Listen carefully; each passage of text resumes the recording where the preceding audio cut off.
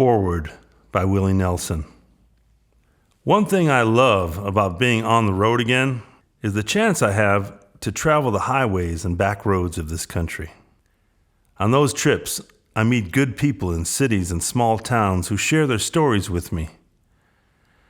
Across the heartland, during the early 1980s, I learned of a problem so important to me that I've stayed involved in the fight for family farmers ever since. During that time, family farmers were losing their farms, and with them, their homes, at an alarming rate. Some farmers took their lives in the face of the possibility of losing their livelihoods, their identities. Hundreds of thousands of farm families were pushed from the land in just a matter of years. Agricultural legacies passed down through generations were dashed to pieces with the strike of a gavel in courthouses and at farm auctions across the heartland.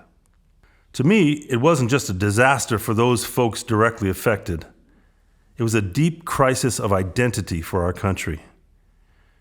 Just who were we to allow this to happen? How could we stand by while families suffered terrible losses of their livelihoods, their land, their homes, their pasts, and their futures? And what larger suffering would this crisis bring to our landscape, our rural communities, our democracy, our entire country? I didn't know the answers, but I knew that it was important to ask the questions. In September of 1985, John Mellencamp, Neil Young, and I came forward in the only way we knew, to organize a concert for family farmers. We called on the help of our friends, and more than 80 artists played for family farmers at Farm Aid on September 22nd. Neil, John, and I didn't know at the time that we were starting an organization. We merely planned to raise awareness about the problem and money to help fix it. As artists, we did what we could, using music to help in some way, lending our microphones, our stages, our platforms. I believe that every one of us, no matter how big or small our voice, has that power. You don't need to know everything to stand up and say, "Hey, this isn't right." This just might be the greatest superpower and responsibility we each have. This standing up to say this isn't right is just what Sarah Vogel did in the 1980s, though in her case she had the expertise to do something very specific about it. To me, Sarah is one of the heroes of the farm movement. It took guts to stand up to our government and put her own personal security on the line. It took brilliance, too, and she used hers to find a winning legal strategy that changed the course of history. We thank Sarah for that and for her commitment to advocating for family farmers to this day, including working tirelessly to make sure that all family farmers receive equitable and fair treatment from the U.S. Department of Agriculture. Though our careers couldn't be more different, Sarah and I are cut from a similar cloth. We were both raised with a deep respect for agriculture and the people who do it. Drawing on those strong roots, when she was called upon to make many sacrifices to stand up for farm families, she did it faithfully.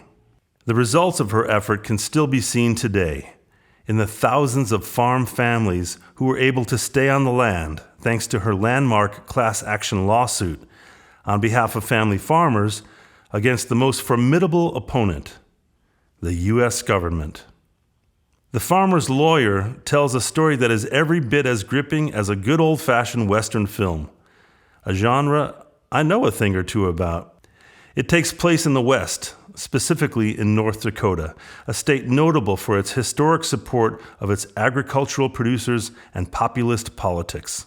It teaches us about our history, illuminating the plot at the top levels of government to drive out independent family producers and corporatize our agricultural system.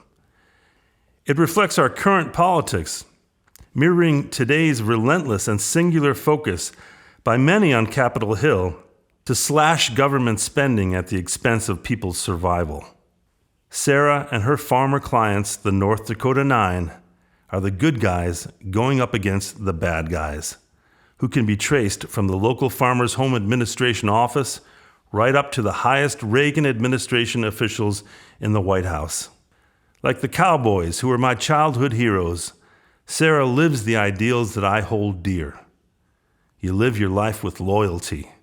You fight for the right side, and you protect your own. This is a true underdog story, thankfully, for the farmers and all of us, with a perfect Hollywood ending. The Farmer's Lawyer is a compelling personal story, in addition to being an important history lesson. But even more crucially, it's a warning to help us head off the next possible farm crisis.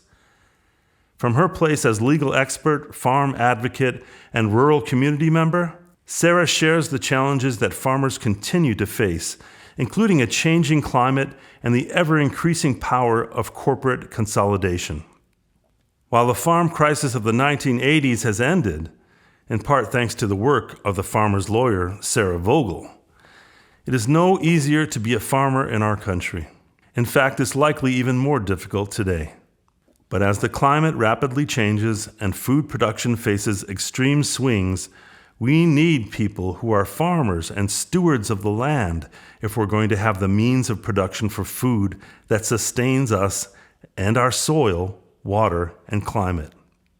The work of Farm Aid and of the greater family farm movement of which we're part is to inspire a new generation of farmers and farm advocates who stand and say, we're still not treating our farmers right.